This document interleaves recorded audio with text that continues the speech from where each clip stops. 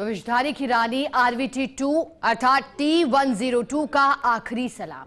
27 महीने पहले रणथंभौर से विषधारी आई। विषधारी को बसाने की जिम्मेदारी पूरी की और फिर चली गई। रामगढ़ महल के पास गोवर्धन पर्वत के नीचे गहरे नाले में मिला है 8 से 10 दिन बताया जा रहा है ये शव। पिछले एक पखवाड़े से नहीं मिल रहे थे बाघिन के रेडियो सिग्नल भी। DCF संजीव शर्मा ने 30 से 40 कैमरा ट्रैप लगवाए और नाले में चला रखा था सर्च ऑपरेशन। भारी मशक्कत के बाद आज सुबह शव मिला, जो कि कई दिनों पुराना भी बताया गया। CCF रामकरण खेरवा और DCF संजीव शर्मा मौके पर पहुंचे हैं। रेडियो कॉलर सहित बाघिन के कंकाल को रिकवर कर ले जा रहे हैं बूंदी। पोस्टमार्टम कर अंतिम संस्कार किया जाएगा। RVT2 को रणथंभौर 16 जुलाई 2022 को शिफ्ट किया था। 31 अगस्त 2022 को खुले जंगल में रिलीज किया गया था।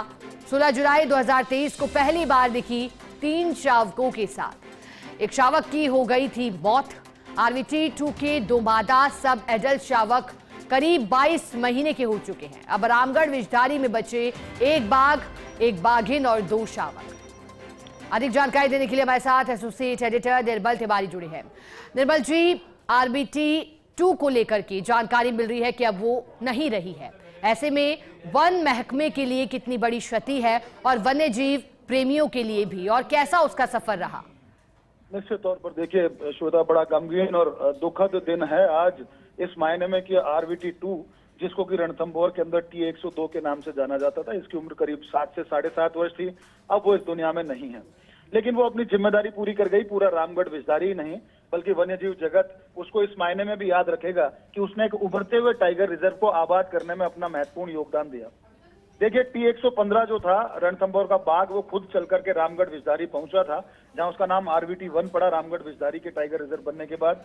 और फिर जिम्मेदारी ये हो गई थी कि RVT2 यानी कि T102 को जब छोड़ा गया था वहां 16 जुलाई 2022 को इसको शिफ्ट किया गया था रणथंभौर से रामगढ़ विषधारी। और खास बात यह थी कि 31 अगस्त 2022 को इसकी हार्ड रिलीज कर दी थी, यानी इसको जंगल में छोड़ दिया था।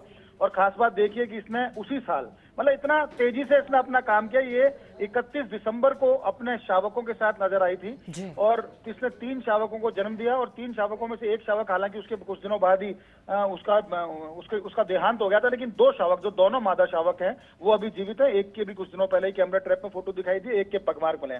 लेकिन जिस तरह का घटनाक्रम ये पिछले 15-20 दिन से चूंकि ये दिखाई नहीं दे रही थी, तो ऐसे में DCF संजीव शर्मा पूरी जिम्मेदारी के साथ अपने स्टाफ के साथ सर्च अभियान चला चुके थे। कोशिश ये की जा रही थी क्योंकि इसका रेडियो कॉलर था, लेकिन रेडियो कॉलर चूंकि पानी में गिर चुका था, ऐसे में प्रॉपर उसके सिग्नल नहीं मिल रहे थे। पूरी टीम ने 30 से 40 कैमरा ट्रैप भी लगाए वहां। कोशिश ये की थी कि जो गोवर्धन पर्वत के नीचे का जो नाला है, जिसमें खासकर मेज नदी का पानी भी इसमें ओवरफ्लो के बाद आया, और चूंकि मानसून इतना जबरदस्त रहा इस बार, तो बहुत जबरदस्त पानी इस बार रामगढ़ विषधारी में भी देखने को मिला। और इसकी प्राकृतिक रूप से, हालांकि ये पता नहीं पड़ा है कि इसकी मौत कैसे हुई, लेकिन बताया जा रहा है कि प्राकृतिक मौत है। 10 से 15 दिन का इसका पुराना शव हो सकता है, क्योंकि रेडियो कॉलर सिर्फ कंकाल के गले में मिला है, उसके शरीर के ऊपर ज्यादातर चमड़ी हट चुकी थी, यानी कि शव 10 से 12 दिन पुराना हो सकता है। जब सूचना मिली उसके बाद तो गहरे नाले में उतरना ही बड़ी बात थी, लेकिन उनकी पूरी जो रेस्क्यू टीम थी, संजीव शर्मा और उनकी टीम, रामकरण खैरवा CCF भी वहां पर मौजूद थे। उन्होंने इसको बड़ा मशक्कत करके उस नाले से इसका शव रिकवर किया, बूंदी लेकर के जा रहे हैं। पोस्टमार्टम होगा, अंतिम संस्कार भी कर दिया जाएगा। लेकिन झटका इस मायने में है, देखिए शिखा, कि रामगढ़ विषधारी को राजस्थान ही नहीं बल्कि देश के सबसे उभरते हुए टाइगर रिजर्व में देखा जा रहा था। ये देश का 53वां टाइगर रिजर्व के तौर पर इसको अधिसूचित किया गया था। तो निश्चित तौर पर माना यह जा रहा था कि जिस तरह से पूरा 1-1.5 साल का जो सफर था, इसमें लगातार उसका अधिसूचित होना टाइगर रिजर्व के तौर पर, वहां बाघिन की शिफ्टिंग होना, वहां उसको बच्चे डिलीवर कर देना, सफारी शुरू हो जाना, बहुत तेजी से सब कुछ घटा।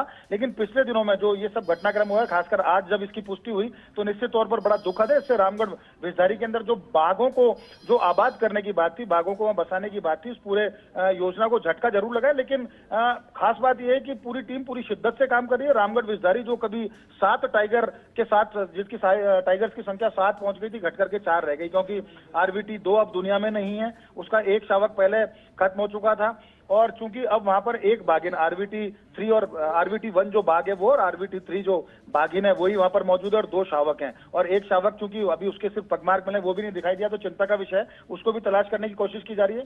झटका जरूर लगा है, लेकिन इससे हिम्मत नहीं हारनी, हिम्मत इस मायने में नहीं हारनी क्योंकि राजस्थान के सबसे वाइब्रेंट जंगल में से एक है रामगढ़ विषधारी। इतना सघन जंगल है, मेज नदी उसमें से बहती है, वहाँ स्लॉथ बियर काफी है, टाइगर को वहां पर आबाद किया जा रहा है, सफारी वहां शुरू की गई। तो कोशिश ये होनी चाहिए कि जल्दी से जल्दी वहां का सर्विलांस सिस्टम और पुख्ता किया जाए, और रणथंभौर से जो बाघिन शिफ्ट करनी थी उस बाघिन को भी वहां पर शिफ्ट किया जाए, और दूसरे राज्यों से जो ट्रांसलोकेट करने थे बाघ उनको भी जल्दी बाघ छोड़ा जाए। और खासकर अबेड़ा में जो 2 बाघ शावक पल रहे हैं T114 के, उनमें से एक मुकंदरा जाना था, एक रामगढ़ विषधारी, तो बेहतर होगा उसको जल्दी से जल्दी वहां शिफ्ट किया जाए ताकि इस झटके से उभरा जा सके, और रामगढ़ विषधारी में जो बाघ बसावट की योजना पर जो तेजी से काम चल रहा है वो प्रभावित ना हो। लेकिन फिलहाल गमगीन माहौल है, दुखद है, वन्यजीव प्रेमी सख्ते में है, वन विभाग सख्ते में, कोशिश की जा रही है कि झटके से उभरते हुए जो आबाद करने का, बाघों से आबाद करने की जो योजना है वो पूर्ववत चलती रहे, और तेजी से वहां पर बाघों को ट्रांसलोकेट भी किया जाए और सर्विलांस सिस्टम को भी पुख्ता किया जाए। बिल्कुल निर्मल जी, और इसी वजह से विषधारी की रानी भी कहलाई और अपना कर्तव्य, अपनी जिम्मेदारी पूरी की और फिर अब चली गई। बहुत शुक्रिया निर्मल जी, बने रहिएगा आप।